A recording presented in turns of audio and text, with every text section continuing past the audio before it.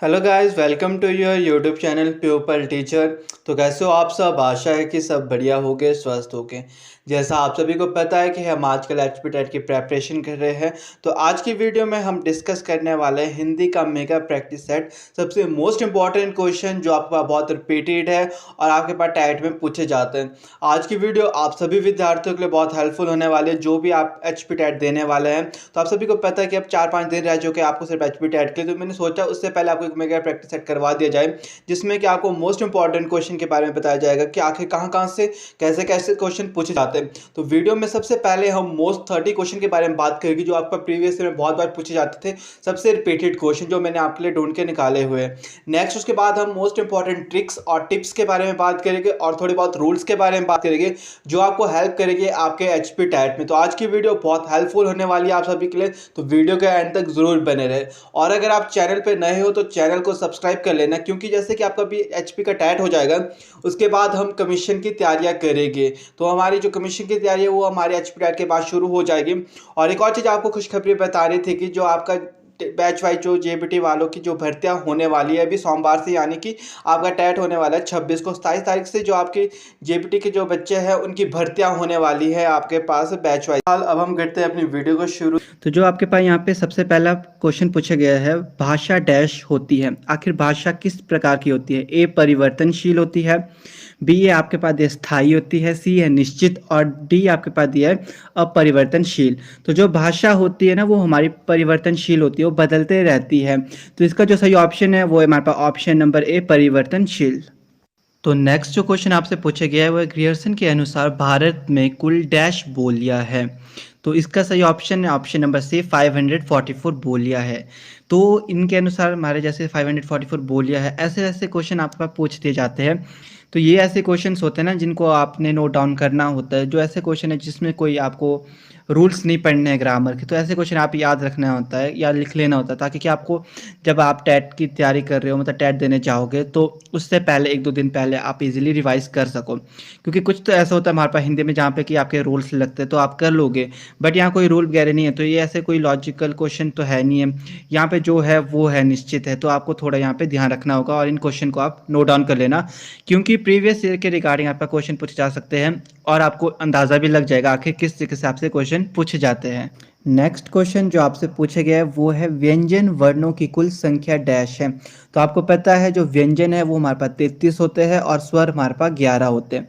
तो यहाँ से क्वेश्चन हर साल पूछा भी जाता है। तो व्यंजनों की जो कुल संख्या है वो कितनी होती है? 33। तो यहाँ पे सही ऑप्शन आपका ऑप्शन नंबर डी। नेक्स्ट बात करें तो शुद्ध शब्द का चयन करें, ऐसे क्वेश्चन आपके पास बहुत बार पूछे जाते हैं। तो यहाँ पे जो सही ऑप्शन है वो ऑप्शन नंबर ए सन्यासी। और नेक्स्ट जो क्वेश्चन है ये भी आपसे इसी के रिगार्डिंग पूछा गया कि शुद्ध शब्द का चयन करें। ये आपके पास 2-3 क्वेश्चन पूछे जाते हैं कि आखिर शुद्ध शब्द कौन सा है। तो क्वेश्चन नंबर 65 का करेक्ट ऑप्शन है हमारे पास ऑप्शन नंबर डी। इनको भी आप लिख सकते हो शुद्ध शब्द वाले, क्योंकि क्या पता नहीं कि रिगार्डिंग पूछ दिया जाए उस वक्त, तो आपको इजी रहेगा, क्योंकि आपने पढ़ा होगा तो आप वहाँ पे इजीली कर पाओगे, आपको ज़्यादा टाइम देने की ज़रूरत नहीं पड़ेगी। तो नेक्स्ट क्वेश्चन आपसे पूछा गया है, गृह बसाकर रहने वाले को डैश कहते हैं। तो गृहस्थ जीवन, जो गृह बसाकर रहे तो उसे हम गृहस्थी जीवन कहते हैं। तो इसका जो सही ऑप्शन है वो ऑप्शन नंबर ए गृहस्थ जीवन। नेक्स्ट जो क्वेश्चन आपसे पूछे गए, इस क्वेश्चन को भी आप नोट डाउन कर लेना, क्योंकि ये आपसे और भी बहुत बार पूछे गया है पहले। उसका अंबर फट गया है में अंबर का अर्थ क्या है? ए है आकाश, बी है कपड़ा, सी है दोनों, डी है इनमें से कोई नहीं। तो जब हम यहाँ पे बात करें तो एक मुहावरा, तो यहाँ पे है ऑप्शन नंबर बी इसका सही। तो नेक्स्ट क्वेश्चन आपका संधि से ही आया हुआ है। तो देखो मैंने जो सुबह आपको टॉपिक बताए थे सिलेबस, उसी के रिगार्डिंग आपका क्वेश्चन पूछे गए। तो यहाँ पूछा गया अ जमा ए होता है ए के बराबर, तो इसका सही ऑप्शन है हमारे पास बी। नेक्स्ट बात करें 69 क्वेश्चन, ये भी आपका संधि से है। कभी का संधि विच्छेद करेंगे तो इसका बनेगा कब जमा ही। तो इसका सही ऑप्शन है हमारे पास ऑप्शन नंबर सी। तो नेक्स्ट क्वेश्चन आपसे पूछा गया है, जिसका किस सर्वनाम का यौगिक रूप है? ए है वह, बी है ये, सी है जो, डी है सो। तो इसका जो सही ऑप्शन है वो है ऑप्शन नंबर सी। नेक्स्ट जो क्वेश्चन है, इस तरह के क्वेश्चन भी बहुत बार पूछे जाते हैं आपके पास। सुंदर विशेषण का रूप स्त्रीलिंग में होगा। ए है सुंदरी, बी है सुंदरा, सी है सुंदर, डी है उपरोक्त में से कोई भी नहीं। तो जो सुंदर का विशेषण होगा तो वो हमारा सुंदरी होगा। जब हम एक महिला के बारे में बात करेंगे, ठीक है, तो वो हम सुंदरी बोलेंगे, सुंदर नहीं होगा। तो इसका सही ऑप्शन है ए। तो जो आपका विशेषण वाला टॉपिक है हिंदी ग्रामर में बहुत ही इंपॉर्टेंट है। यहाँ से इसी तरह के क्वेश्चन पूछा जा सके, जैसे कि आपके यहाँ पे पूछा गया है पवित्रता से विशेषण बनेगा। तो इसका सही ऑप्शन है हमारे पास ऑप्शन नंबर ए, पवित्र। तो विशेषण के रिगार्डिंग क्वेश्चन पूछे जाते हैं, ये भी मैंने आपको टॉपिक में बताया सुबह। पर अभी जो हम हैं वो हम सब टॉपिक के बारे में बात करेंगे, तो इसकी टेंशन आप मत करना। बट प्रीवियस के क्वेश्चन पेपर भी हम डिस्कस करा करेंगे डेली, क्योंकि इससे आपको एक आइडिया लग जाएगा कि आखिर किस तरीके के क्वेश्चन आ रहे हैं, जो हम बात कर रहे हैं क्या वो पूछे भी जा रहे हैं, ये भी आपको पता लग जाएगा। तो नेक्स्ट क्वेश्चन आपसे पूछा गया है, भविष्य काल से किस समय का बोध होता है। इस तरह के क्वेश्चन आपको ना हर साल पूछे जाते हैं, भविष्य काल से, वर्तमान काल से और भूतकाल से आखिर किस समय के बोध होता है, ऐसे क्वेश्चन पूछे जाते हैं। तो ए आपके पास दिया हुआ है यहाँ पे बीता हुआ समय, बी है चल रहे समय, और सी है आपके पास आने वाले समय, डी है उपरोक्त में से कोई भी नहीं। तो जब हम बात करें बीते हुए समय की, तो ये हमारा आता है भूतकाल में, जो हमारा बीत चुका है। चल रहा समय हमारा वर्तमान काल में आता है, जो अभी चल रहा है वर्तमान में। आने वाला समय ये हमारा भविष्य काल में आता है। तो इसका सही ऑप्शन हमारे पास ऑप्शन नंबर सी। तो भविष्य काल से हमारा आने वाले समय का बोध होता है। नेक्स्ट क्वेश्चन आपसे पूछा गया है, इंदिरा जी एक बार पटना आई थी में जी कौन सा निपात है। तो जो जी है वो ना आदर बोध कर रहा है, मतलब एक सम्मान दे रहा है किसी को। इंदिरा जी, किसी के नाम के पीछे जब आप जी लगाते हो तो आप उसे आदर सम्मान दे रहे हो। तो यहाँ पे सही ऑप्शन है ऑप्शन नंबर डी आपके पास, क्योंकि जो आपसे पूछा गया जो आपने इंदिरा जी के पीछे जी लगा रखा है ये किस निपात है, तो ये हमारा आदर बोधक है। तो नेक्स्ट बात करें, क्वेश्चन नंबर 75 आपसे पूछा गया है, तो ये अनपढ़ है, जो यहाँ पे ये मिसप्रिंट हो रखा हुआ है। अनपढ़ का शाब्दिक अर्थ है, आप सभी को पता है अनपढ़ का आखिर शाब्दिक अर्थ होता क्या है। जो पढ़ा लिखा ना हो उसको क्या कहते हैं, हम अनपढ़ कहते हैं। तो यहाँ पे जो सही ऑप्शन है वो है option number D. Next question आपसे पूछा गया है, ओजस्वी का विलोमार्थी क्या होगा। तो ये आपका विलोम शब्द से आता है, तो लिंग बदलो, वचन बदलो, विलोम शब्द, इससे आपके पास हर साल क्वेश्चन आते हैं। तो जो ओजस्वी का विलोम शब्द होगा वो होगा हमारा ऑप्शन नंबर सी, निस्तेज। नेक्स्ट क्वेश्चन नंबर 77 आपसे पूछा गया है, ये है ताजमहल क्या ही सुंदर है, यह कैसा वाक्य है। तो ये विस्मयार्थक वाक्य है, तो इसका सही ऑप्शन है हमारे पास ऑप्शन नंबर सी। नेक्स्ट बात करें क्वेश्चन नंबर 78 आपसे पूछा गया है, ना तीन में ना तेरह में मुहावरे का अर्थ है। तो इसका ऑप्शन सही है हमारे पास ऑप्शन नंबर डी, किसी काम का ना होना। तो मुहावरे से आपके पास बहुत बार क्वेश्चन पूछे जाते हैं, तो इसको भी याद ही रख लेना आप, किसी काम का ना होने वाले को आखिर मुहावरे में क्या कहा जाता है, ना तीन में ना तेरह में। नेक्स्ट क्वेश्चन नंबर 79 आपसे पूछा गया है, काठ का आलू का अर्थ है। तो इसका मतलब होता है मूर्ख, जो मूर्ख व्यक्ति होते हैं उनके लिए ये वाला मुहावरे का यूज़ किया जाता है, काठ का आलू। तो ऐसे क्वेश्चन पूछे जाते हैं, बहुत बार पूछे जाते हैं, रिपीटेड भी हो जाते हैं। तो कोई भरोसा नहीं था कब आपके पास क्वेश्चन रिपीट हो जाए। तो प्रीवियस ईयर के क्वेश्चन पेपर तो आपके इतने हेल्पफुल होते हैं कि आप इनको सॉल्व कर लोगे तो आप टैट इजीली क्लियर कर सकते हो। आप चाहे जो मर्जी टैट दे रहे हो, अगर आपने प्रीवियस ईयर के क्वेश्चन पेपर को सॉल्व कर लिया, एक बार समझ लिया, तो उन्हीं के रिगार्डिंग क्वेश्चन पूछे जाते हैं। पूछने का तरीका थोड़ा अलग होगा, घुमा फिरा के पूछेंगे तो पर क्वेश्चन वैसे ही आपसे पूछे जाते हैं। तो नेक्स्ट क्वेश्चन की बात करें हम, यहाँ पे हमारे से पूछे गए ब्रह्म राक्षस किसकी रचना है। तो ये मुक्ति बोध की रचना है। तो क्वेश्चन पूछे जाते हैं रचनाओं से, तो आपके पास इतने सारे क्वेश्चन पूछे जाते हैं, कवि के नाम से, कवित्रियों के नाम से बहुत क्वेश्चन आते हैं आपके पास, रचनाकार कौन है। तो इस क्वेश्चन को भी याद रख लेना, जो ब्रह्म राक्षस है वो हमारी मुक्ति बोध की रचना है।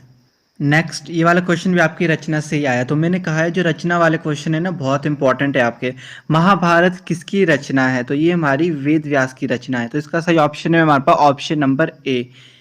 नेक्स्ट बात करें क्वेश्चन नंबर 82 की। तो यहाँ पे आपसे पूछा गया है, शब्द और अर्थ द्वारा वाक्य की शोभा को द्विगुणित करने वाले साधन को क्या कहते हैं। ए है छंद, बी है समास, सी है कारक, डी है अलंकार। तो हमारा अलंकार कहते हैं। नेक्स्ट क्वेश्चन सबसे इंपॉर्टेंट क्वेश्चन है आपका ये वाला, हिंदू रीत के अनुसार हमारे कुल कितने संस्कार होते हैं। ए है 4, बी है 6, सी है 16, डी है उपरोक्त में से कोई नहीं। तो इसका सही ऑप्शन है हमारे पास ऑप्शन नंबर सी 16। हिंदू रीत के अनुसार हमारे कुल 16 संस्कार होते हैं। तो नेक्स्ट क्वेश्चन आपका कवियों से पूछा गया है। रीतिकाल में वीर रस के कवि है तो ये हमारे भूषण है। तो इसका सही ऑप्शन है हमारे पास ऑप्शन नंबर ए। जब भी आपसे पूछा जाए कि रीतिकाल के वीर रस के कवि कौन है तो हमारे भूषण है। तो कवि और रचनाओं के जो क्वेश्चन आए ना अभी इनको आप लिख लेना, क्योंकि ये आपके पास बहुत हेल्पफुल रहेगा आपके एचपी टेट के लिए। तो नेक्स्ट क्वेश्चन आपसे पूछा गया, निम्न में से कौन सी पुस्तक महादेवी वर्मा द्वारा लिखी नहीं है। ए है उर्वशी, बी है आपके पास समृद्धि की रेखा, सी है यामा और डी है पथ के साथी। तो इसका सही ऑप्शन है आपके पास ऑप्शन नंबर ए उर्वशी। जो उर्वशी पुस्तक है वो महादेवी द्वारा नहीं लिखी गई। नेक्स्ट क्वेश्चन आपसे पूछा गया है, हिंदी वर्णमाला में कुल कितने व्यंजन वर्ण है। तो आपको पता है जो हिंदी वर्णमाला में 33 व्यंजन है और हमारे पास 11 स्वर है। तो इसका सही ऑप्शन है हमारे पास ऑप्शन नंबर डी 33। तो नेक्स्ट क्वेश्चन आपसे पूछा गया, कृपया जाए यह कैसा वाक्य है। ए है प्रश्नवाचक, बी है अनुरोधवाचक, सी है आज्ञावाचक, डी इनमें से कोई नहीं। तो जब हम कृपया की बात करें, जब हम प्लीज बोल रहे हैं किसी को, तो हम वहाँ पे एक अनुरोध कर रहे हैं किसी को, ना कि प्रश्नवाचक या कोई प्रश्न कर रहे हैं। यहाँ पे हम सिर्फ अनुरोध करें कि आप यहाँ से जाइए प्लीज। तो ये हमारा अनुरोधवाचक वाक्य है। तो यहाँ पे जो हमारे पास सही ऑप्शन है वो है option number B. Next question सबसे इम्पोर्टेंट क्वेश्चन है, ये भी आप नोट डाउन कर लेना। सरस्वती पत्रिका का संपादन किसने किया। तो ये हमारा महावीर प्रसाद द्विवेदी ने किया था। तो इसका सही ऑप्शन है हमारे पास ऑप्शन नंबर बी। तो इस तरह के क्वेश्चन भी पूछे जाते हैं, लेखक हो गए, रचनाकार हो गए, संपादन हो गए, आखिर किसके द्वारा कही गई है ये वाली बात है। तो ऐसे क्वेश्चन आपके पास बहुत बार आ जाते हैं एचपी टेट में। तो इनको आप नोट डाउन कर लेना रचनाओं लेखकों के बारे में। तो नेक्स्ट क्वेश्चन आपसे पूछा गया है, खड़ी बोली का प्रथम महाकाव्य है। तो ये था हमारा प्रिय प्रवास। तो इसका सही ऑप्शन है आपके पास ऑप्शन नंबर बी। ऐसे क्वेश्चन आपके पास बहुत बार पूछे जा चुके हैं और पूछे जाते हैं। नेक्स्ट क्वेश्चन आपके पास जो पूछा गया है वो है, विश्वामित्र की तपस्या किसने भंग की। तो ये हमारी मेनका ने भंग की थी। तो ये वाला क्वेश्चन भी बहुत बार पूछा जाता है, तो इसको भी आप नोट डाउन कर लेना। तो ऐसे ऐसे क्वेश्चन आपके पास पूछे जाते हैं। ये आपके पास कुछ 30 मोस्ट इंपॉर्टेंट क्वेश्चन थे जो आपका बहुत बार पूछे जाते हैं। नेक्स्ट हम बात करते हैं कुछ मोस्ट इंपॉर्टेंट रोल और ट्रिक्स और टिप्स की बात, जो आपको बहुत हेल्प करेगी आपके टैट में। तो ये ट्रिक्स जो है और जो रूल है ये बहुत इंपॉर्टेंट है, तो वीडियो के एंड तक ज़रूर बने रहे, क्योंकि आज की वीडियो आप सभी के लिए बहुत हेल्पफुल होने वाली है। तो आज का जो ये मेगा प्रैक्टिस सेट है इसमें हम स्टार्टिंग से लेकर एंड तक सारे टॉपिक के बारे में बात करेंगे। तो सबसे पहले बात करेंगे वर्णमाला, जो कि सबसे इंपॉर्टेंट टॉपिक, सबसे पहला टॉपिक है। तो यहाँ से सबसे पहला क्वेश्चन बोले पूछा जाता है आपसे कि वर्ण क्या होते हैं। वर्ण हमारे वो होते हैं उस छोटी से छोटी ध्वनि जिसके हम टुकड़े नहीं कर सकते। ऐसी ध्वनियाँ जिनके हम टुकड़े नहीं कर सकते वो हमारे वर्ण होते हैं। ये आपसे क्वेश्चन पूछा जाता है। और वर्ण के कितने भेद होते हैं हमारे पास, वर्ण के हमारे पास दो भेद होते हैं, एक स्वर और एक व्यंजन। ये बात आपने याद रखना। और अगर आपसे कभी कल को ये पूछा जाए कि मूल और मुख्य वर्ण कितने होते हैं, तो हमारे पास 44 होते हैं। अगर आपसे पूछा जाए कि उच्चारण के आधार पर कुल कितने वर्ण हैं, तो हमारे पास 45 है। तो जो ये चीज़ें ना ये आपसे पूछी जाती है और आपको ये कहीं भी नहीं मिलेगी, किसी बुक में भी नहीं मिलेगी, क्योंकि ये वाली चीज़ें मैंने बहुत मेहनत करके ढूंढी है, बहुत मेहनत करके आपके लिए बनाया, जो आज का मेगा प्रैक्टिस सेट है। नेक्स्ट बात करें तो यहाँ पे पूछा गया कि आपके पास कुल वर्ण कितने हैं। तो कुल वर्ण हमारे पास 52 होते हैं। अगर आपसे पूछा जाए ना कुल वर्ण, क्योंकि बहुत बार ये वाला क्वेश्चन पूछा गया आपसे, लेखन के आधार पर वर्ण कितने होते हैं, ये वाला क्वेश्चन भी आपसे पूछा जाता है कि आखिर लेखन के आधार पर आपके पास कितने वर्ण हैं। तो लेखन के आधार पर हमारे पास 52 वर्ण है। तो जो ये चार्ट है इसको आपने ध्यान में रखना। लास्ट जो है पूछा जाता है आपसे मानक वर्ण कितने हैं, तो हमारे पास 52 ही है। ऐसे क्वेश्चन बहुत बार पूछे जाते हैं। नेक्स्ट बात करें तो वर्ण के दो भेद होते हैं, एक स्वर और व्यंजन। और साथ ही में क्वेश्चन पूछा जाता है कि जो हिंदी है वो किस लिपि में लिखी जाती है, वो आपकी देवनागरी लिपि में लिखी जाती है। ये भी यहाँ से क्लियर हो गया। कभी भी आपसे पूछा जाए उच्चारण या प्रयोग के आधार पर वर्णमाला के कितने भेद होते हैं, कई बार घुमा फिरा के क्वेश्चन पूछ लेते हैं ऐसे आपसे कि जैसे कि यहाँ पे बोला है उच्चारण और प्रयोग। अगर आपसे कभी पूछा जाए कि उच्चारण और प्रयोग के आधार पर वर्णमाला के कितने भेद होते हैं, तो हमारे पास दो होते हैं, एक स्वर एक व्यंजन। इसको आपने ध्यान में रखना है। तो सबसे पहले हम करते हैं स्वर के बारे में बात। तो हमारे पास हिंदी भाषा में टोटल जो स्वर होते हैं वो हमारे पास 11 स्वर होते हैं। तो यहीं से एक क्वेश्चन बन जाता है आपके पास कि हिंदी भाषा में कितने स्वर होते हैं, तो हमारे पास 11 स्वर होते हैं। और दूसरा क्वेश्चन यहाँ से एक बार और ये पूछा जाता है कि जो स्वर होते हैं ना वो हमारे स्वतंत्र रूप से उच्चारित होते हैं। तो आपसे क्वेश्चन पूछा जाता है कि स्वतंत्र रूप से कौन से वर्ण उच्चारित होते हैं, तो जो हमारे स्वर है वो हमारे स्वतंत्र रूप से उच्चारित होते हैं। नेक्स्ट बात करें तो वर्ण के 3 भेद होते हैं। अगर आपके पास कभी भी ये पूछा जाए कि मात्राओं के आधार पर स्वर के कितने भेद होते हैं, तो 3 होते हैं। उच्चारण के आधार पर स्वर के कितने भेद होते हैं, वो भी 3 होते हैं। तो ये सेम ही है, मतलब मात्रा और उच्चारण अगर दोनों साथ में पूछा जाए, मात्रा और उच्चारण के आधार पर स्वर के कितने भेद होते हैं, तो वो भी 3 होते हैं। तो जो हमारे पास 3 स्वर के भेद होते हैं ह्रस्व स्वर, दीर्घ स्वर और प्लुत स्वर। इनसे बहुत बार क्वेश्चन आपसे पूछे जाते हैं। तो सबसे पहले बात करें जो ह्रस्व स्वर होते हैं उसमें हमारे पास बहुत कम समय लगता है उनको उच्चारण करने में, जैसे कि अ, छोटी ई, छोटा ऊ, री, ये हमारे ह्रस्व स्वर के अंदर आते हैं। नेक्स्ट बात करें दीर्घ स्वर, जो कि जिसमें कि हमारे पास दुगना समय लगता है, जैसे कि आ, बड़ी ई, बड़ा ऊ, ए, ऐ, ओ, औ, ये हमारे दीर्घ स्वर के अंदर आते हैं। लास्ट जो भेद है वो है प्लुत स्वर। ये हमारे वो वाले स्वर होते हैं जिसमें हमारे को बहुत ही ज़्यादा समय लगता है, जैसे कि ओम, हे राम, हरिओम, इस तरीके के शब्द हमारे प्लुत स्वर में आते हैं। तो इस बार भी आपसे पूछा गया था कि प्लूत क्या है, तो आपको ऑप्शन दे रखे थे स्वर का भेद है, व्यंजन का भेद है, वर्णमाला है। तो जो प्लूत था वो क्या था, हमारा स्वर का भेद है। कभी भी आपसे पूछा जाए कि ह्रस्व क्या है, तो वो भी हमारा स्वर का भेद है। दीर्घ क्या है, वो भी हमारा स्वर का भेद है। अगर प्लूत पूछा जाए तो ये भी हमारा स्वर का भेद है। इस चीज़ को आपने याद रखना, स्वर से बस इतने क्वेश्चन आपसे पूछे जाते हैं। नेक्स्ट बात करें व्यंजन। व्यंजन के हमारे पास मुख्य 3 भेद होते हैं, एक स्पर्श व्यंजन, एक अंतस्थ व्यंजन और एक ऊष्म व्यंजन। तो जब भी आपसे पूछा जाए कि व्यंजन के मुख्य कितने भेद होते हैं, तो हमारे पास 3 होते हैं। इस चीज़ को आपने ध्यान में रखना है। और जब भी पूछा जाए कि व्यंजन कितने होते हैं, तो व्यंजन हमारे पास 33 व्यंजन होते हैं। कभी भी पूछा जाए कि व्यंजनों की कितनी संख्या होती है, तो 33 होते हैं। और एक क्वेश्चन बनता है यहाँ से कि जो व्यंजन है वो हमारे स्वतंत्र रूप से उच्चारित नहीं होते। अगर आपको कभी भी ये पूछा जाए कि ऐसे कौन सा वर्ण है जो स्वतंत्र रूप से उच्चारित नहीं होता, तो व्यंजन है। और जो स्वर है वो हमारे स्वतंत्र रूप से उच्चारित होते हैं। यहाँ से यही क्वेश्चन आपसे पूछा जाता है। तो यहाँ पे एक चार्ट, इसको आपने ध्यान रखना है कि कभी भी आपसे पूछा जाए कि वर्ण के कितने प्रकार होते हैं, तो 2 होते हैं, स्वर और व्यंजन। तो बात करें अगर मूल स्वर हमारे पास 3 तरह के होते हैं। कभी मात्रा के आधार पर पूछे जाते हैं आपसे, कई बार मूल स्वर पूछा जाता है, और कई बार आपसे यहाँ पे उच्चारण के आधार पर पूछा जाता है। तो 3 तरह के होते हैं, ह्रस्व, दीर्घ, प्लुत। इनके बारे में हमने बात कर लिया, ठीक है। अब बात करते हैं व्यंजनों के बारे में। तो व्यंजन के जो मुख्य होते हैं वो 3 ही होते हैं, बट हमारे पास और भी इसमें व्यंजन में आता है, जैसे कि स्पर्श व्यंजन हो गया, अंतस्थ व्यंजन हो गया, ऊष्म व्यंजन हो गया, संयुक्त व्यंजन हो गया और द्वितीय व्यंजन। बस यहीं तक आपसे पूछा जाता है, जो 6th वाले इससे कभी भी क्वेश्चन नहीं आता है।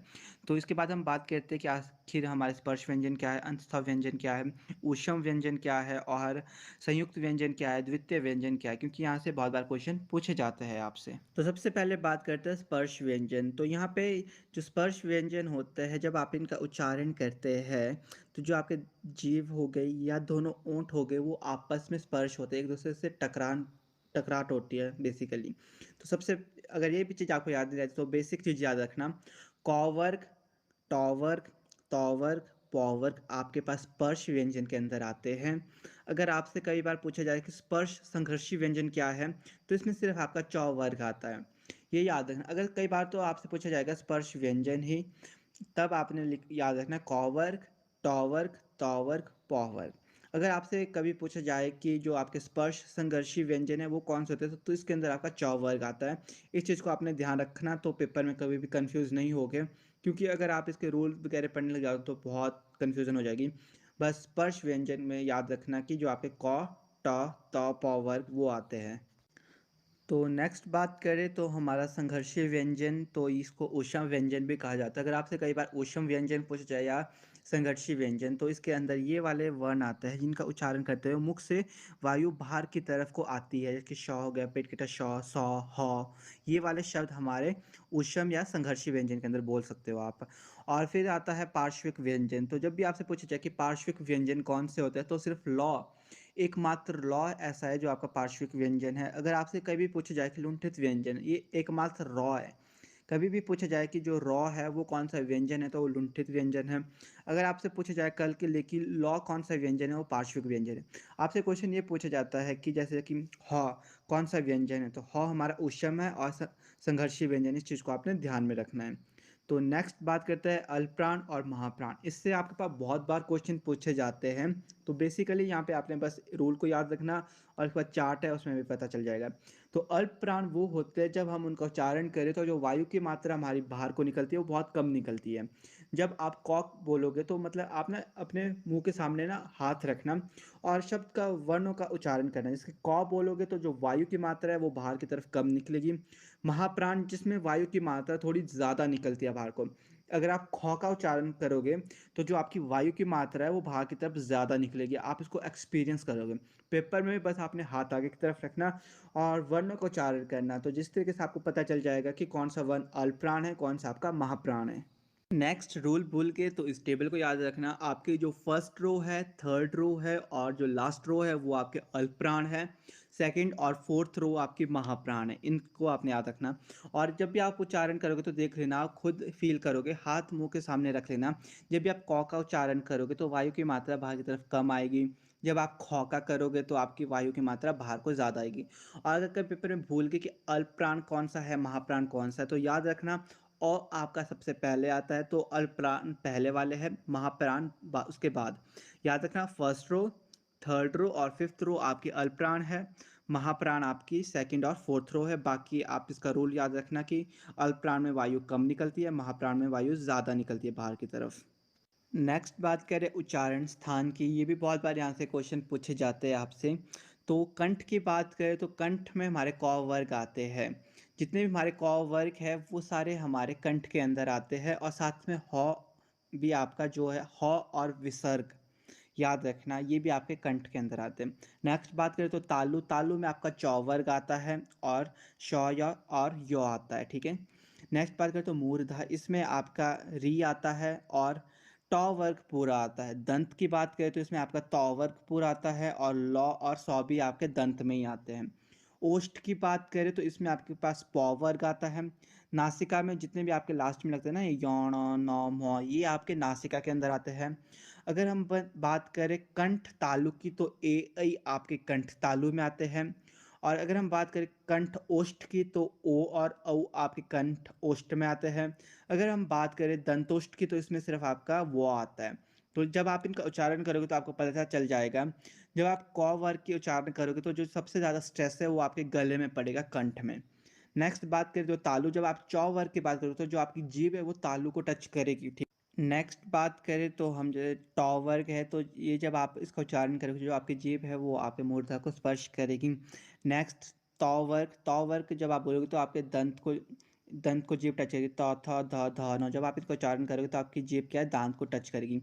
अगर आप पौ वर्ग की बात करें तो जब आप इनको उच्चारण करोगे तो आपके ओंठ आपस में मिलेंगे, पौ फ भ भ म। जब आप इनको उच्चारण करोगे तो उच्चारण करके आपको पता चल जाता है, इनके नाम से पता चल रहा है कि आखिर कौन कौन सी चीज़ जब आप उच्चारण करोगे तो आपकी जीभ कहाँ पे टच करेगी और स्ट्रेस आपका सबसे ज़्यादा कहाँ पे होगा। तो वर्ण विचार में इन्हीं टॉपिक के रिगार्डिंग आपसे हर साल क्वेश्चन पूछे जाते हैं। नेक्स्ट बात करते हैं हम अपने शब्द विचार। इससे भी आपके पास बहुत बार क्वेश्चन पूछे जाता है। शब्द विचार बहुत ही इंपॉर्टेंट टॉपिक है आपका। तो सबसे पहला क्वेश्चन ही जो यहाँ से बनता है वो है कि शब्द विचार के कितने भेद हैं। तो इस चीज़ को आप कभी मत भूलना, जो शब्द विचार है उसके चार भेद है। एक है स्रोत के आधार पर, एक है रचना के आधार पर, एक है अर्थ के आधार पर, एक है प्रयोग के आधार पर। कभी भी आपसे पूछा जाए शब्द के कितने प्रकार है तो वो, या भेद पूछे जाए तो वो चार है। और नेक्स्ट जो ये आपके भेद है इनके भी सब भेद है आगे के लिए, मतलब सब पॉइंट्स है। मतलब स्रोत के आधार पर भी आगे आगे डिफाइन हुए हुए, रचना के आधार पर भी, अर्थ के आधार पर भी, प्रयोग के आधार पर भी। इनको भी मैं आपको इसी वीडियो में बता लूँगा। और बाकी आपको नोट्स मिल जाएंगे ग्रुप में। जो भी बच्चे ग्रुप में ज्वाइन हुए हुए हैं उनको कल सारे के सारे पीडीएफ्स मिल जाएंगे। तो सबसे पहले करते हैं हम उत्पत्ति या स्रोत के आधार पर। कभी भी आपसे क्वेश्चन पूछा जाए कि उत्पत्ति और स्रोत के आधार पर शब्द कितने प्रकार के होते हैं तो वो ये हमारे 5 प्रकार के होते हैं। तत्सम, तद्भव, देशज, विदेशी और संकर शब्द। जब भी आपके पास बात करें तत्सम शब्द की, ये हमारे वो शब्द होते हैं जो संस्कृत के शब्द होते हैं और हिंदी में भी वो संस्कृत की तरह ही लिखे जाते हैं। जैसे कि ज्यों के त्यों उठाया जाए। जैसे कि हम बात करें दंत, तो कई बार हम दंत लिख लेते हैं हिंदी में भी। तो जो शब्द हमारे संस्कृत से हिंदी में भी जाएंगे और वो संस्कृत के ही रहेंगे वो शब्द हमारे तत्सम होते हैं। और कभी भी आपके पास किसी भी शब्द में हलंत लगा हो, विसर्ग लगा हो, हमारे तत्सम शब्द के अंदर आते हैं। नेक्स्ट बात करें तद्भव शब्द की। तद्भव शब्द वो होते हैं जो संस्कृत से उठा करके हम हिंदी में परिवर्तन करके लिख लेते हैं। बाय द वे हम जैसे दंत है उसको दांत भी लिख लेते हैं ना, तो जो दांत है वो हमारा तद्भव शब्द है। जितने भी हमारे हिंदी के शब्द हैं वो हमारे तद्भव शब्द है। जो संस्कृत के शब्द है वो तत्सम शब्द है। फिर बात करते हैं देशज। देशज हमारे वो शब्द होते हैं जो हमारी लोकल लैंग्वेज में बोले जाते हैं, जैसे कि आलू हो गया, बैंगन, गाड़ी हो गई, खिड़की, ये हमारे देशज शब्द हैं। विदेशी शब्द की बात करें जैसे कि मास्टर हो गया, कार हो गई, ये हमारे विदेशी शब्द है जो कि अन्य भाषा से लिए जाएंगे, वो चाहे उर्दू होगी, फारसी हो गई, फ्रेंच हो गई, आपकी इंग्लिश लैंग्वेज हो गई, जो भी आपके अलग लैंग्वेज से लिए जाए, जैसे कि डॉक्टर हो गया, ये भी हमारा विदेशी शब्द के अंदर आता है। नेक्स्ट बात करते हैं संकर शब्द। आखिर कौन से शब्द होते हैं? तो संकर शब्द वो होते हैं जो दो शब्दों के मेल से बनते हैं, जैसे कि रेलगाड़ी। तो रेलगाड़ी दो शब्द के मेल से बना है, तो ऐसे शब्द जहाँ भी आपको ऐसे लगे कि दो शब्दों के मेल से बने वो संकर शब्द है। तो आशा है कि जो आपके उत्पत्ति और स्रोत के आधार पर है ये आपको क्लियर हो गए होंगे। तो कभी भी आपसे अगर पूछा जाए कि उत्पत्ति और स्रोत के आधार पर कितने होते हैं, तो 5 होते हैं, इनको आपने ध्यान में रखना है। नेक्स्ट बात करते हैं तो व्युत्पत्ति के आधार पर या रचना के आधार पर पूछा जाए आपके पास, या बनावट के आधार पर पूछा जाए, तो आपके पास 3 प्रकार के होते हैं, एक रूढ़ शब्द, एक यौगिक शब्द, एक योग रूढ़ शब्द। अगर हम रूढ़ की बात करें तो ये हमारे वो शब्द होते हैं जिनका हम सार्थक खंड नहीं कर सकते, जिनका मतलब सेम होता है, आना, जाना, खाना, ये शब्द हमारे रूट के अंदर आते हैं, क्योंकि आने का मतलब आना ही है, जाने का मतलब जाना ही है। ये शब्द ऐसे शब्द हैं जिसका मतलब सेम रहता है और इनका सार्थक खंड नहीं हो सकता। अब बात करें यौगिक शब्द की, इनका सार्थक खंड भी हो सकता है, और सार्थक खंड होने के बाद जो सार्थक खंड हुए हैं, मतलब संधि विच्छेद हो गया है, उनका अलग अलग मीनिंग होगा। जैसे कि विद्यालय, विद्या जमा आल्य, पाठशाला, पाठशाला, चाय वाला, चाय जमा वाला। चाय वाला मतलब किसी इंसान को हम बोल रहे हैं, पर चाय और वाला जब अलग अलग हो गए तो चाय का मतलब चाय हो गया, वाले का मतलब वाला हो गया। तो जो शब्द जिनका हम सार्थक खंड कर सके और सार्थक खंड करने के बाद उनके अलग अलग मीनिंग हो जाए, वो हमारे यौगिक शब्द के अंदर आते हैं। नेक्स्ट बात करें तो योग रूट शब्द, ये हमारे वो शब्द होते हैं जिनका सार्थक खंड तो हो सकता है, और सार्थक खंड होने पर ये किसी एक पर्टिकुलर पर्सन को डिफाइन करेंगे। बाय द वे जैसे कि आपके पास बहुव्रीहि समास होते हैं ना, वो इसके अंदर आते हैं। आपके भगवानों के नाम हो गए वो इसके अंदर आते हैं, जैसे नीलकंठ हो गए, गजानन हो गए, दशानन हो गए, ये हमारे योग रूढ़ में है। और एक पंकज, पंकज से बहुत बार क्वेश्चन पूछा जाता है कि पंकज कौन सा शब्द है, तो पंकज हमारा योग रूढ़ शब्द है, इसको आपने ध्यान में रखना है। तो ये भी आपके पास शायद से हो गया होगा क्लियर कि आखिर रचना के आधार पर आपके पास कितने भेद है, और वो भेद किस किस तरीके के हैं, जैसे कि रूट शब्द कौन सा है, यौगिक शब्द कौन सा है, और योग रूट शब्द कौन सा है। तो नेक्स्ट जो भेद है शब्द का वो है अर्थ के आधार पर। अगर आपके पास कभी पूछा जाए कि अर्थ के आधार पर शब्द कितने प्रकार के होते हैं, तो 2 प्रकार के होते हैं, एक सार्थक, एक निरार्थक। सार्थक शब्द के अंदर हमारे ये वाले शब्द आते हैं, जैसे कि पर्यायवाची शब्द हो गए, विलोम शब्द हो गए, नकारार्थक शब्द हो गए। ऐसे शब्द जिनका मतलब कि अलग अलग मीनिंग हो, मतलब जिनको हम, ये वाले शब्द हो गए, पर्यायवाची शब्द हो गए, जैसे विलोम शब्द, ऐसे शब्द हमारे सार्थक होते हैं। निरार्थक के अंदर आते हैं हमारे, जैसे खट खट, चल चल, कप कप, दो शब्द मतलब रिपीट हो गए, वो हमारे निरार्थक शब्द के अंदर आते हैं। तो लास्ट जो भेद है शब्द का वो है विकार के आधार पर बोला जाए या आपके पास प्रयोग के आधार पर पूछा जाए। तो जब भी आपसे विकार या प्रयोग के आधार पर पूछा जाए तो हमारे 2 प्रकार के होते हैं, एक होते हैं विकारी शब्द, एक होता है अविकारी शब्द। विकारी शब्द के अंदर आते हैं हमारे, जैसे कि संज्ञा, सर्वनाम, विशेषण, क्रिया, ये हमारे विकारी शब्द के अंदर आते हैं। अविकारी शब्द के अंदर आ जाएंगे क्रिया विशेषण हो गए, संबोधक हो गए, इस तरह के शब्द हमारे अविकारी शब्द के अंदर आते हैं। मतलब बेसिकली जो अव्यय है वो हमारे अविकारी शब्द हैं। संज्ञा, सर्वनाम, विशेषण और क्रिया हमारे विकारी शब्द है। अगर आपसे कभी भी ऐसा पूछा जाए संज्ञा क्या है, तो वो हमारा विकारी शब्द है। तो इन चीज़ों को आपने याद रखना, और आपका शब्द वाला टॉपिक भी यहाँ पे क्लियर हो गया है। थोड़े बहुत इनको भी याद रख लें, जैसे तत्सम, तद्भव। तत्सम होते हैं संस्कृत के शब्द, जैसे कि सर्प, सर्प हिंदी में हम बोलते हैं उसको सांप, तो सांप हमारा तद्भव है और सर्प हमारा तत्सम। फिर हो गया अर्थ, मतलब आधा, चंद्र मतलब चांद, ऐसे शब्द जो कि संस्कृत में हो गए फिर वो हिंदी में कन्वर्ट हो तो वो तद्भव है, और जो शब्द हम संस्कृत के शब्द और संस्कृत के शब्द हम हिंदी में प्रयोग करें वो हमारे तत्सम होते हैं। तो इस बात को आपने बस ध्यान रख लेना। तो इस चार्ट को भी एक बार देख लेना। टॉपिक है वो है हमारे पास रस। रस से आपके पास बहुत बार क्वेश्चन पूछे जाते हैं, और जो आपसे यहाँ से पूछा जाता है वो ऐसे पूछा जाता है जिसके श्रृंगार है जो ये आपका, इसका स्थायी भाव क्या है, इस तरीके से आपका क्वेश्चन पूछते जाते हैं। या आपके पास कुछ लिख के दे देंगे तो बता लेंगे कि आखिर इसमें कौन सा रस है। ज़्यादातर आपसे तक स्थायी भाव से आपके क्वेश्चंस आते हैं। तो और ये भी पूछा जाता है कि जो रस का राजा है वो किसको कहा जाता है, तो श्रृंगार जो है उसे हमारा रस का राजा कहा जाता है। तो आप इसको मतलब इस चार्ट को लिख लेना अच्छे से, क्योंकि आपसे पूछा जाता है कि जो श्रृंगार रस है उसका स्थायी भाव क्या है, तो उसका स्थायी भाव क्या है हमारे पास रति। नेक्स्ट बात करें, अगर आपसे पूछा जाए कभी भी आपसे वीर, जो वीर का रस है, जो वीर रस है हमारा, उसका जो स्थायी भाव है उसका क्या मतलब है, तो क्या है वो हमारे पास उत्साह। इस तरीके से आपसे क्वेश्चन पूछा जाता है। जैसे कि शांत रस है, इसका जो स्थायी भाव है वो क्या है, निर्वेद। तो इसी तरह के क्वेश्चन आपसे पूछे जाते हैं कि आखिर इसका स्थायी भाव क्या है। आपके पास कोई भी रस का नाम दे दे कि उसका स्थायी भाव पूछते हैं, ठीक है।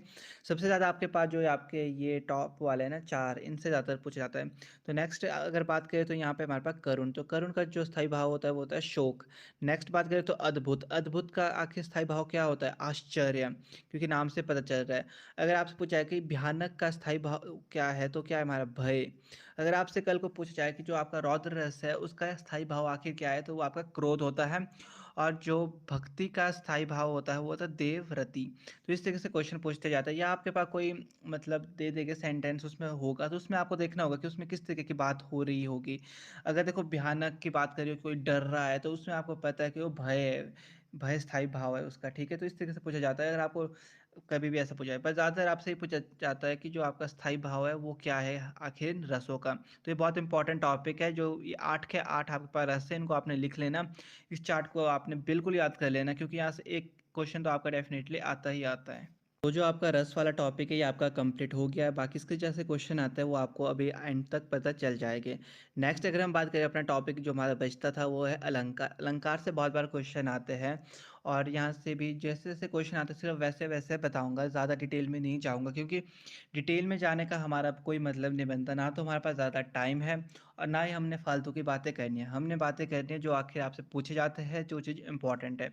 अगर हम बात करें जो अलंकार होते हैं वो क्या होते हैं, जो अलंकार होते हैं वो एक शब्द या वाक्य क्या होता है, आभूषण होता है। जिस तरीके जो एक मनुष्य में जो आभूषण होते हैं ना वो उसकी सुंदरता को बढ़ाते हैं ना, उसी तरीके जो अलंकार है वो हमारे शब्द की सौंदर्य को या कविता के सौंदर्य को बढ़ाते हैं। अगर आपसे कभी भी पूछा जाए कि किसी कविता के सौंदर्य को जो बढ़ाता है उसे क्या कहा जाता है, जिस तो हमारा अलंकार, अलंकार किसी भी कविता के सौंदर्य को क्या, सुंदरता को बहुत अच्छे से निखारता है और बहुत अच्छा बनाता है।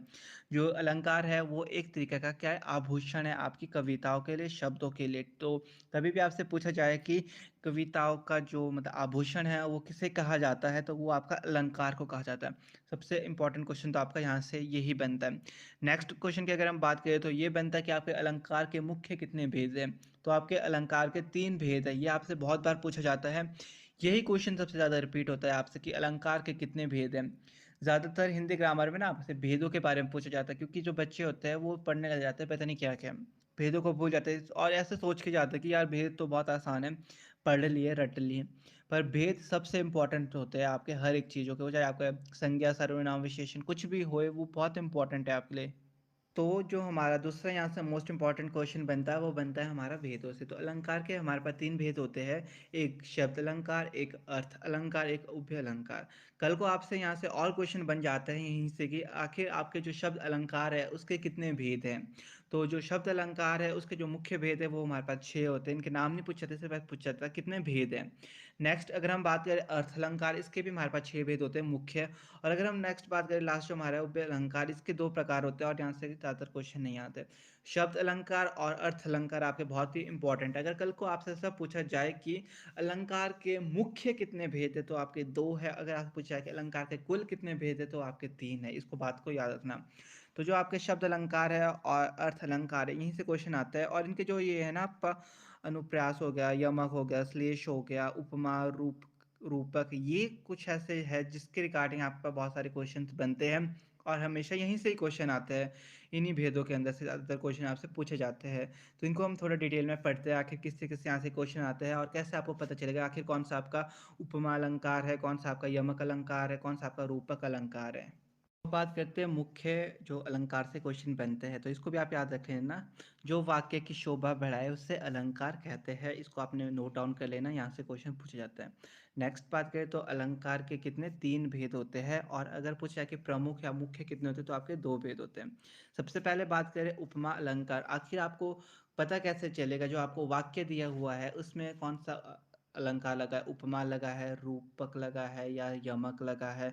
तो इस तरीके से अगर आपको पता करना है तो सबसे पहले अगर हम बात करें उपमा अलंकार, तो इसमें क्या होगा जब पंक्तियों में योजक चिन्ह आता है, साथ वो भी साथ में क्या होगा सा सी से लिखा होगा। अगर कल को आपको कोई भी पंक्ति या कोई भी कविता आ जाए और उसमें आपके पास योजक चिन्ह लगा हो साथ में पंक्ति में, और योजक चिन्ह के साथ ही साथ आपका लिखा होगा या तो सा होगा या सी होगा या से होगा, तो समझ आना वो आपका उपमा अलंकार है। जैसे कि यहाँ पे देखो, मुख चंद्रमा सा सुंदर है, तो देखो आपका योजक चिन्ह लगा है, योजक चिन्ह के बाद क्या लिखा हुआ है सा। जब भी आपके पास योजक चिन्ह के बाद सा सी से, इसको याद रखना वो आपका उपमा अलंकार है। ये आपकी उपमा अलंकार की पहचान है। तो एक अलंकार तो यहाँ पे आपका भी क्लियर हो गया। नेक्स्ट बात करें अगर हम आपका रूपक अलंकार, इसको किस तरीके से पहचानेंगे, तो इसका भी अपना ही मतलब एक पहचान है। तो इसमें क्या होगा जब पंक्तियों में योजक चिन्ह आए और शब्द सा सी से ना आए, इसमें सिर्फ आपका योजक चिन्ह लगा होगा सिर्फ, ठीक है, मतलब डैश लगा होगा पंक्तियों में या आपकी कविता में। बाकी पंक्ति में जब डैश लगा उसके आगे आपके पास ना सा होगा ना सी होगा ना से होगा लिखा हुआ, तो आपका वो रूपक है। उपमा में आपके पास सा सी से होगा, वो भी योजक चिन्ह के साथ। तो यहाँ पे जैसे कि आपके पास रूपक अलंकार का एक उदाहरण हमने लिया, जैसे कि राम कृपा भव डैश निशा सिरानी। तो यहाँ देखो जब आपके पास योजक चिन्ह लगा है, या आप इसको जो भी बोल दो डैश बोल दो या योजक चिन्ह बोल दो, तो इसका देखो सा सी से ना लगाओ, बस आपने यही देखना है। अगर आपके पास वाक्य में योजक चिन्ह लगा हुआ है तो समझ लो आपका रूपक है। अगर आपके पास लगा होगा योजक चिन्ह साथ में सा से सी, तो आपका उपमा है। इसको ध्यान में रखना आपने, क्योंकि ये आपकी बहुत हेल्प करेगा आपके टैट में, क्योंकि लॉजिक बहुत इंपॉर्टेंट होते हैं, वरना ऐसे ही आपको याद नहीं रहने वाले हैं। नेक्स्ट जो अलंकार है आपका, ये आपका उत्प्रेक्षा अलंकार। तो यहाँ से बहुत बार क्वेश्चन पूछे जाते हैं आपके पास उत्प्रेक्षा अलंकार से, ठीक है। तो इसमें क्या होगा, अगर आपके पास वाक्य में लिखा होगा मनु हो गया, मानो, मनहु हो गया, ज्यों हो गया, जाने हो गया, इस तरीके के अगर आपके पास कोई भी वाक्य में दिख जाए तो मान लो वो आपका उत्प्रेक्ष अलंकार के अंदर आता है। जैसे कि यहाँ पे है नेत्र मानो कमल है, तो जो मानो है इससे आपको पता चल रहा है कि ये आपका कौन से वाला अलंकार है। तो इस तरीके के आपने लॉजिक्स याद रखने हैं। नेक्स्ट जो बात कर रहे हैं हम अलंकार की, तो ये हमारे पास अतिशयोक्त अलंकार। तो यहाँ पे देखो अति से ही पता चल रहा है, जहाँ पे आपके पास बढ़ा चढ़ाकर कोई बात बताई गई होगी। इसमें क्या होगा ना, आपके पास जो वाक्य दे रखा होगा उसमें क्या है बढ़ा चढ़ाकर बात कही होगी, तो आपके वो इस वाक्य में इस अलंकार के अंदर आते हैं, ठीक है। मतलब यहाँ पे अति से आपने याद रखना, जहाँ पे अति आ गया मतलब यहाँ पे वाक्य में क्या होगा बढ़ा चढ़ाकर आपसे बात कही होगी। तो इस बात को आपने ध्यान में रखना है। नेक्स्ट जो अलंकार है वो है आपके पास अनुप्रास अलंकार। ये कुछ ऐसे अलंकार है ना जहाँ पे आपके पास क्वेश्चन बहुत ही डिटेल में या मतलब बोले कि बहुत बार पूछे जाते हैं। तो अनुप्रास अलंकार होते हैं जहाँ पे वर्ण बार बार आए। इसमें आपके पास वर्ण बार बार आते हैं, जैसे कि मधुर मधुर मुस्कान मनोहर, इस तरीके के जो वाक्य आएंगे। वर्ण बोले तो तो आ गया, ता ते, इस तरीके के अगर आपके पास वर्ण बार बार रिपीट हो रहे होंगे तो आपका वो आपका आएगा अनुप्रास अलंकार के अंदर, ठीक है। नेक्स्ट बात करें तो यमक अलंकार। यमक अलंकार में क्या होता है, आपके पास जोड़ा आकर अलग अर्थ प्रकट करता है, ठीक है। एक ही शब्द आपके पास बहुत बार आएंगे पर जो उनके अर्थ हो गए वो अलग हो गए। ज़्यादातर आपसे ये वाला पूछा जाता है, कनक कनक होगा, हल हल होगा, इस तरीके के दो हो गए, साथ में उनमें योजक चिन्ह लगा होगा और दो मतलब आपके पास दे रखे होंगे शब्द। तो समझ जाना वो आपके यमक अलंकार है। यही कुछ अलंकार है जहाँ से बहुत ज़्यादा क्वेश्चन आपसे पूछे जाते हैं। और एक और अलंकार आपके पास जिसके श्लेष, उसमें क्या होता है एक शब्द के अनेक अर्थ होते हैं। इस चीज़ को याद रखना, जहाँ पे आपके पास एक शब्द होगा पर उसके अनेक अर्थ होते हैं तो वो आपके श्लेष अलंकार के अंदर आता है। यही आपसे अलंकार से ज़्यादातर क्वेश्चन पूछे जाते हैं। तो अलंकार वाला टॉपिक भी हमारा ख़त्म हो गया है। नेक्स्ट जो टॉपिक रहता था हमारा वो है लास्ट छंद। इनसे बहुत बार क्वेश्चन पूछा जाता है और किस तरीके के क्वेश्चन पूछे जाते हैं वो थोड़ा बहुत तो मैंने आपको बता लिया, बट वीडियो के एंड तक आपको पता चल जाएगा किस तरीके से आपसे क्वेश्चन पूछे जाते हैं, क्योंकि हम सारे मोस्ट इंपॉर्टेंट 40 क्वेश्चंस जो है उनके बारे में आज बात करेंगे। सबसे पहले छंद की परिभाषा जान लेते हैं कि आखिर छंद होते क्या है। हिंदी साहित्य के अनुसार अक्षरों की संख्या, गणना, मात्रा, यति और गति से संबंधित किसी विषय पर रचना को छंद कहा जाता है।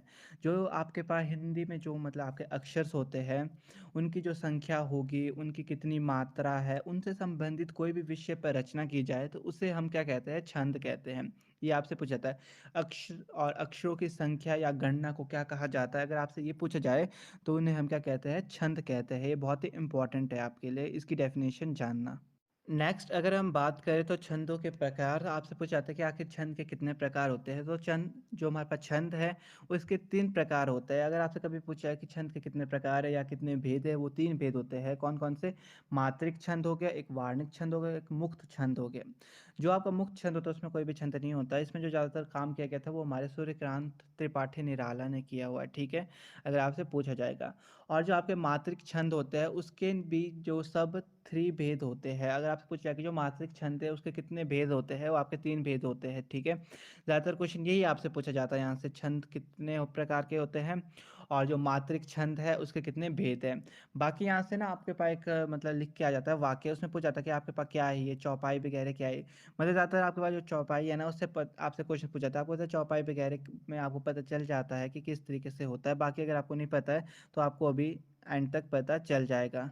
बाकी जो इसके सब भेद है इसके ऊपर हम नहीं जाएंगे, क्योंकि यहाँ से ज़्यादातर क्वेश्चन नहीं पूछे थे, क्योंकि ज़्यादा डिटेल में हमारे को नहीं जाना है। नेक्स्ट और जो इंपॉर्टेंट क्वेश्चन आपसे पूछा जाता है यहाँ से छंद से, तो ये आपके पास होता है कि चौपाई के 4 चरणों में कितनी मात्राएं पाई जाती है। तो हमारे पास 16 मात्राएं होती है, ये आपने याद रखना होता है, ठीक है। चौपाई में आपके पास 16 मात्राएं होती है। फिर नेक्स्ट बात करें तो रोला, रोला के 4 चरणों में कितनी मात्रा पाई जाती है, आपके पास 24 मात्राएं होती है, ठीक है। यहाँ से भी क्वेश्चन बनता है, इसको भी याद रखना आपने। जो रोला है उसमें आपके पास 24 मात्राएं होती है। नेक्स्ट बात करें तो गीतिका, गीतिका से आपसे पूछा जाएगा अगर गीतिका के 4 चरणों में कितनी मात्राएं होती है, तो आपके पास 26 मात्राएं होती है। अगर आपसे पूछा जाए कि हर गीतिका के 4 चरणों में कितनी मात्राएं पाई जाती है, तो आपके पास 28 मात्राएं होती है। तो जो ये आपके पास मात्रा है ना, इनको आपने याद रख लेना, क्योंकि यहाँ से आपसे ज़्यादातर क्वेश्चन आपसे पूछे जाते हैं। तो आज के मेगा प्रैक्टिस सेट में बस इतना ही। आशा है जो आज का मेगा प्रैक्टिस सेट था ये आप सबको अच्छा लगा होगा। आज का जो मेगा प्रैक्टिस सेट था ये आप सभी के लिए बहुत हेल्पफुल था। ये आपको बहुत हेल्प करेगा आपके टैट में जब आप एग्जाम देने जाओगे। जितने भी रूल बताए सारे रूल्स को आपने देख लेना। बाकी चैनल पे नए हो गए चैनल को सब्सक्राइब कर लेना, क्योंकि इसी चैनल पे आपको कमीशन की प्रेपरेशन अब करा दी जाएगी। आप सभी को पता है कि अभी जो 2024 है वहाँ पे आपको बोल रहे कि जेबीटी वालों का कमीशन निकलेगा। तो क्या था, आपका कमीशन निकल जाए तो उसकी जो प्रेपरेशन है वो भी आपको इस चैनल पे हम करा देंगे।